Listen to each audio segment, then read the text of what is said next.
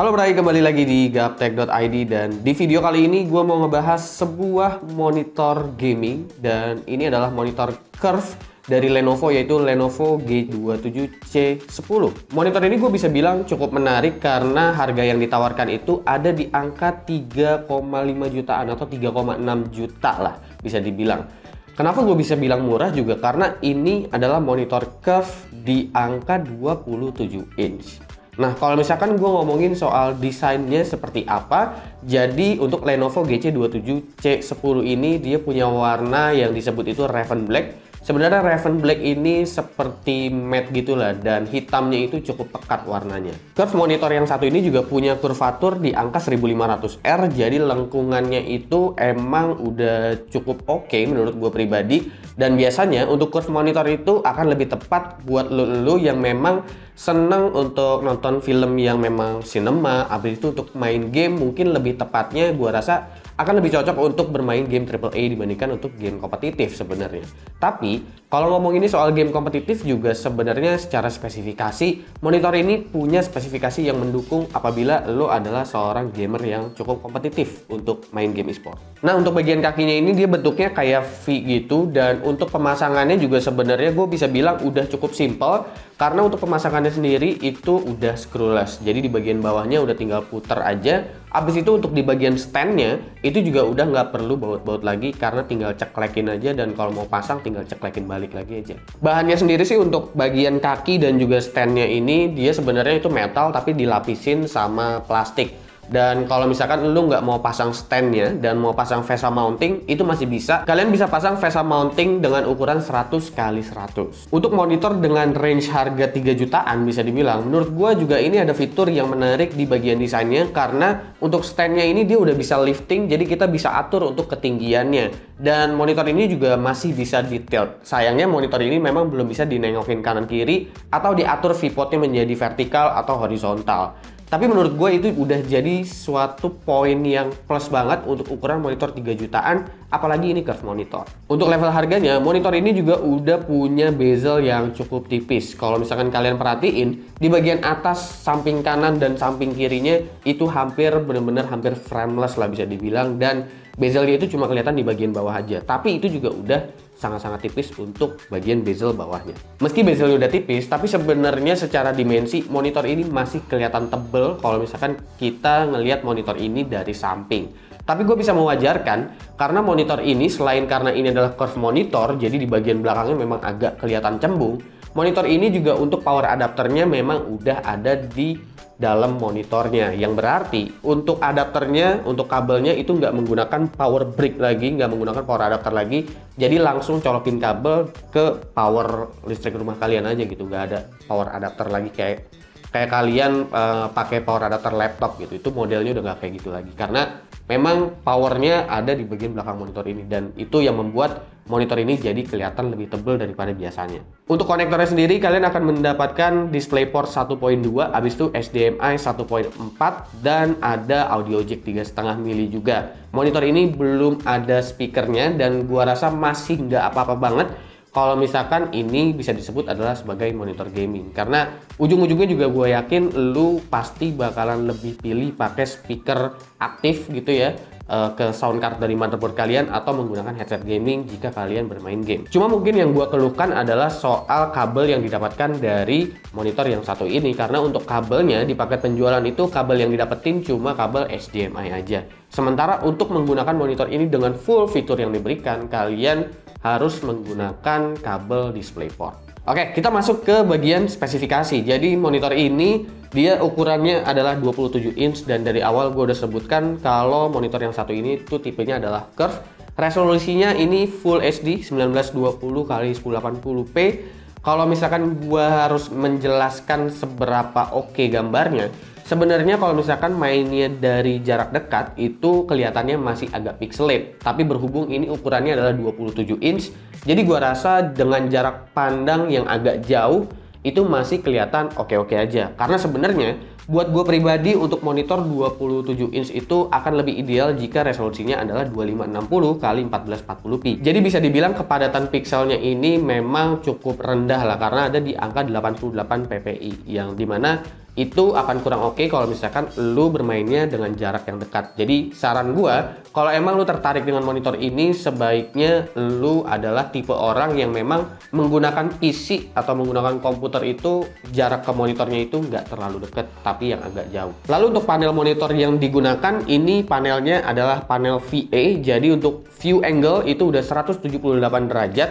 Sebenarnya panel VA atau panel IPS itu bukan menentukan ini adalah monitor yang kualitas warnanya bagus apa enggak, karena sebenarnya baik VA, IPS itu adalah jenis panel yang sebenarnya punya karakter yang serupa, yaitu wide view angle untuk panelnya. Dan ini udah di coating dengan anti glare. Menurut gua anti glare-nya di sini cukup oke, karena ketika ada warna putih kita ngelihatnya juga jadi nggak terlalu silo. Abis itu kalau misalkan ada cahaya-cahaya, misalkan kayak sekarang gue syuting ini ketembak lighting segala macam, itu kelihatannya monitor ini masih sangat-sangat oke. Mungkin lu bisa lihat sekarang kalau di depan gue ini ada lighting yang nyorot ke gue, tapi monitor ini nggak ada glare sama sekali, masih kelihatan sangat oke. Dan ini punya tingkat kecerahan 350 nits, tapi lu nggak terlalu silau gitu ngelihatnya jadinya berkat adanya anti glare yang di coating di panelnya ini. Jadi kalau misalkan ngelihat warna putih rasanya jadi nggak terlalu silau, tapi kalau misalkan ada warna gelap juga ini jadinya nggak terlalu gelap gitu, dan masih bisa kejaga untuk tingkat kecerahan si 350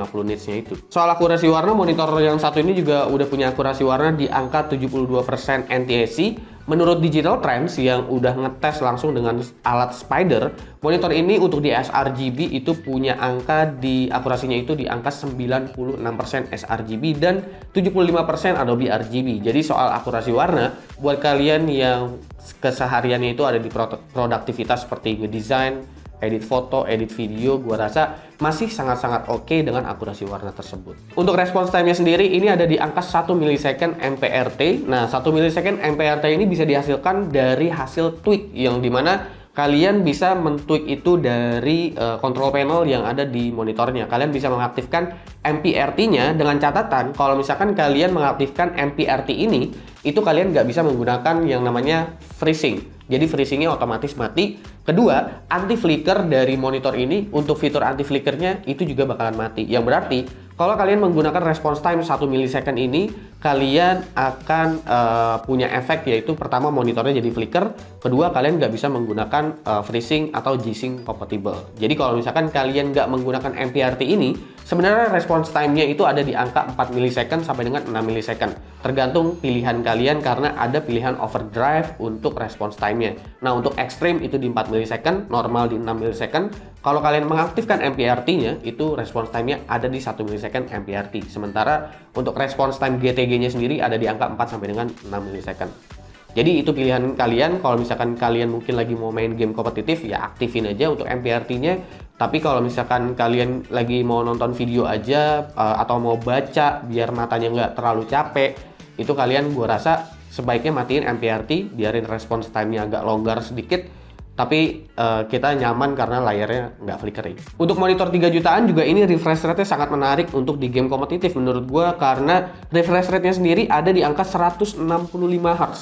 Ini agak sulit nyari monitor 165 Hz di range harga segini. Itu sebabnya gue ngerasa si Lenovo G27C10 ini memang punya pricing yang menarik banget gitu, karena 165 Hz, habis itu panel VA di sini juga memang nggak berantakan secara view angle-nya, akurasi warnanya pun bahkan bisa dibilang oke, dan masih adjustable untuk bagian response time-nya. Oke, lalu yang mau gue ngomongin selanjutnya adalah soal fitur. Fiturnya sendiri itu ada yang namanya Radeon Freezing. Radeon Freezing di sini juga sebenarnya udah kompatibel dengan G-Sync compatible. Dan kalian bisa menggunakan G-Sync compatible ini apabila kalian menggunakan DisplayPort untuk di refresh rate 165 Hz. Kalau misalkan kalian pakai HDMI, sebenarnya kalian bisa-bisa aja. Cuma sejauh ini gue belum melakukan pengujian lewat HDMI karena memang gue pengen ngeluarin dan nunjukin seluruh fiturnya ke lu semua. Tapi sejauh ini dengan menggunakan kabel DisplayPort di 165 Hz, posisi G-Sync compatible on itu nggak pernah ada kendala sama sekali, mau itu di desktop, nonton film, ataupun ngejalanin sebuah game. Lalu fitur selanjutnya juga ada yang namanya flicker free. Nah, flicker free ini sebenarnya udah otomatis aktif, tapi otomatis mati juga ketika kalian menggunakan yang namanya MPRT tadi itu. Kalau misalkan kalian mau menggunakan response time 1 millisecond. Jadi sebenarnya untuk penggunaan yang biasa-biasa aja, monitor ini memang udah bener-bener nggak flickering sama sekali. Dan flickering itu sebenarnya nggak terlalu bisa dilihat sama mata, tapi bisa dilihat sama kamera sebenarnya. Tapi biasanya kalau misalkan monitornya flickering, itu mata kalian jadi cepet capek kalau misalkan kalian ngelihat monitor terlalu lama. Lalu ada juga monitor yang gua rasa ini udah cukup standar lah ya di monitor zaman sekarang, yaitu blue light filter, dimana kalau misalkan kalian mau pakai monitor ini lama-lama buat baca gitu-gitu, itu akan lebih nyaman di mata lah kalau misalkan kalian mengaktifkan blue light filter ini. Semua fitur itu kalian bisa aktifkan melalui control panel yang ada di bagian bawah monitor, di bagian pojok kiri bawahnya, dan itu cuma ada satu joystick aja. Jadi untuk pengaturannya sebenarnya udah nggak terlalu ribet, banyak tombol-tombol yang harus dipencet karena cuma satu joystick aja. Pengaturannya cukup mudah di situ. Terkecuali paling kalau kalian adalah pengguna GPU Nvidia, untuk mengaktifkan si G-Sync compatible itu tentunya kalian mengaktifkannya bukan lewat control panel yang ada di joystick ya, tapi lewat Nvidia control panel.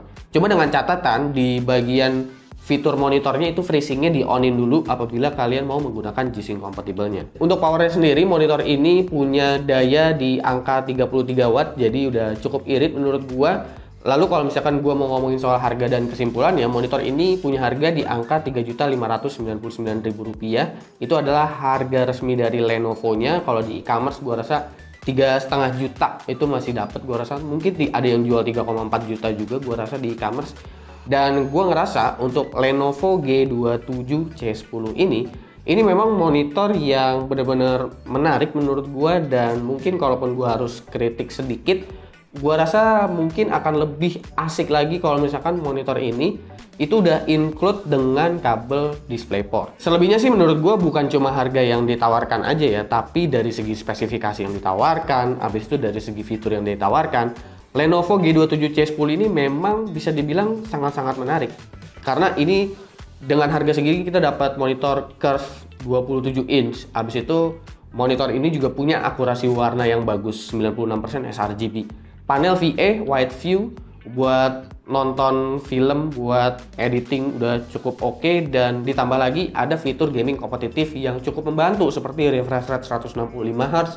Habis itu untuk response time-nya juga masih bisa di-adjustable. Entah kita mau menggunakan GTG di 4 sampai dengan 6 millisecond atau kita mau pilih MPRT, dengan catatan tadi ada beberapa fitur yang nggak bisa diaktifkan, tapi kita bisa kompetitif dengan response time 1 millisecond ini. Dan itu gua rasa untuk pros-nya. Dan untuk cons-nya mungkin ini akan nggak cocok monitor apabila lo adalah tipe orang yang main komputernya atau main PC-nya itu jarak pandangnya biasanya terlalu dekat gitu, kayak 30 cm, 20 cm, mungkin kayaknya 30 cm sekarang udah hampir nggak ada kali orang yang main di 30 cm ya. Jadi gua rasa masih tolerable lah untuk monitor 27 inch di resolusi Full HD untuk Lenovo G27C10 ini. Apalagi ini monitor curve, gua rasa kayaknya penggunanya juga jarang yang mainnya dengan jarak yang dekat. Jadi akan lebih cocok untuk pengguna yang memang jarak pandang ke monitornya nggak terlalu dekat.